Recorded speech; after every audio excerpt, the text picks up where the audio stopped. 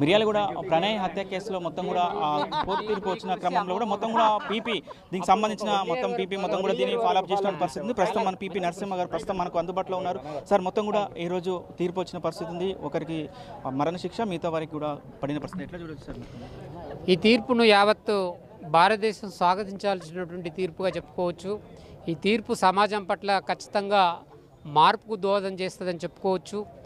నేరస్తులు ఎంతటి వారైనా, ఎంత కరుడుగట్టిన నేరస్తుడైనా న్యాయ వ్యవస్థ నుంచి కానీ చట్టాల నుంచి కానీ తప్పించుకోలేడు అని చెప్పడానికి ఇదొక తీర్పు, ఒక మలుపుగా, ఒక మైలురాయిగా నిలబడుతుందని చెప్పి భావించవచ్చు. మొత్తం పోలీసులు ఎవిడెన్స్ మొత్తం కూడా క్రిటికల్ ఎవిడెన్స్ ఏదైతే అన్ని రకాల ఎవిడెన్స్ సంబంధించి ఎట్లా వాళ్ళ పాత్ర ఏ విధంగా ఉంది, మొత్తం కోర్టు తీర్పు వచ్చిన క్రమం కూడా ఎట్లా ఉంది సార్? మొత్తం కోర్టు మొత్తంగా పోలీసు వారు ఈ కేసును ప్రణయ్ మర్డర్ తర్వాత చాలా ప్రతిష్టాత్మకంగా తీసుకున్నారు ఆనాటి ఉన్నటువంటి ఎస్పీ రంగనాథ్ గారు.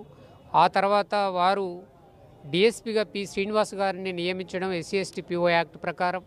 వారి యొక్క టీమ్ ఆఫ్ అసిస్టు సిఐలు కానీ వారికి టీమ్ ఆఫ్ ఇన్వెస్టిగేషన్ ఆఫీసర్లు చాలా పక్కడబందీగా ఎవిడెన్స్ కలెక్ట్ చేయడము, అట్లాగే బీహార్లో అప్పటికి హత్య చేసి పారిపోయిన ఈ శర్మ ఎవరైతే ఉన్నారో సుభాష్ కుమార్ శర్మను బీహార్కి వెళ్ళి అరెస్ట్ చేసిన దాంట్లో చాలా కీలకంగా పోలీసు యంత్రాంగం పనిచేసింది.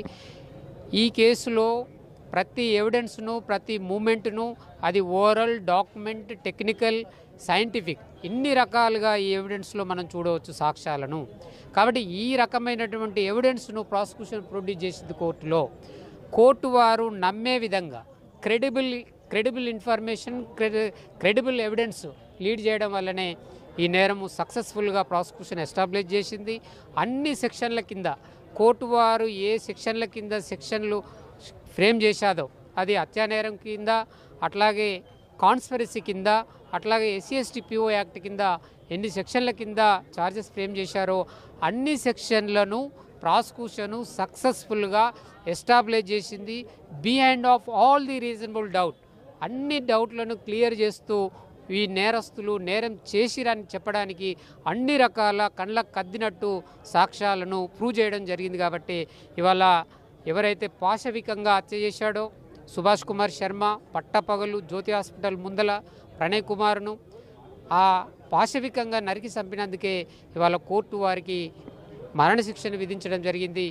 ఎవరైతే కుట్రదారులుగా ఉన్నారో, ఎవరైతే డబ్బు ప్రలోభాలకు హత్యానేరానికి ఒప్పుకున్నారో, ఈ సుభాష్ కుమార్ శర్మకు సహకారిగా ఎట్లయితే ఎవరెవరైతే ఫాలోఅప్ చేశారో, ఎవరెవరైతే వారికి షెల్టర్కి ఇవ్వడానికి సహకరించారో వారందరికీ యావజ్జీవ కారాగార శిక్ష విధించడంతో పాటు ఫైన్ అమౌంట్ 10,000 చొప్పున ఫైన్ అమౌంట్ కూడా విధించడం జరిగింది. ఈ తీర్పు ఖచ్చితంగా సమాజాన్ని మార్చే విధంగా, మార్పు కోరే విధంగా ఉంటుందని చెప్పి ఆశించవచ్చు. వీళ్ళకి ఏమైనా బెయిల్ వచ్చే అవకాశం ఉందా సార్? A2 ఎవరైతే సుభాష్ శర్మ ఉన్నాడో అతను బెయిల్ అపీల్ అంటే మరణశిక్ష పడింది కదా, మళ్ళీ ఒకవేళ ఏమైనా అపీల్ చేస్తే బెయిల్ వచ్చే అవకాశం ఉందా? ఎట్లా ఉంటుంది సార్? ఇప్పుడు మరణశిక్ష విధించిన తర్వాత కోర్టు వారు హైకోర్టులో కన్ఫర్మేషన్ కోసము హైకోర్టు వారు కాల్ ఫర్ చేస్తారు. ఆ తర్వాత అప్పీల్ ఉంటుంది, అంతే తప్ప బెయిల్ ప్రొవిజన్ ఉండదు. కాబట్టి అప్పీల్ హైకోర్టులో అప్పీల్ అనంతరం అది సుప్రీంకోర్టు దాకా పోతుండవచ్చు బహుశా. కాబట్టి అప్పీల్ చేసుకున్న రైట్ ఆయనకు ఉంటుంది. కాబట్టి appellate court will be decide. Thank you.